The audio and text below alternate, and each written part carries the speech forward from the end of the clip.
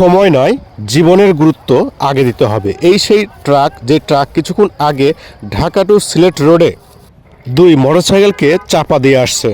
Driver সহ ট্রাকটি আটক করা হয়েছে। এখন দেখা যাক শেষ পর্যন্ত কি হয়, দেখতে থাকুন বন্ধুরা।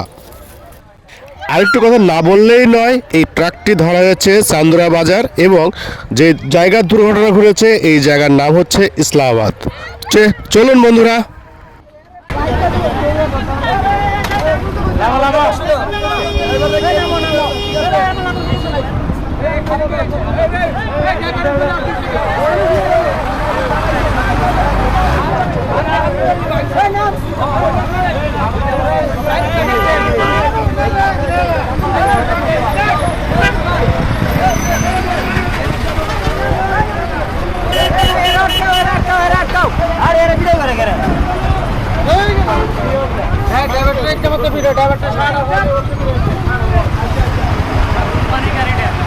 শেষ পর্যন্ত এই ট্রাকটি আটক করা অবস্থায় পুলিশের কাছে জানানো হয় এবং সরাইল থানা পুলিশ এই ট্রাকটিকে জব্দ করে ট্রাকটি টেনে নিয়ে যাচ্ছে। দেখুন এই ভিডিওটি।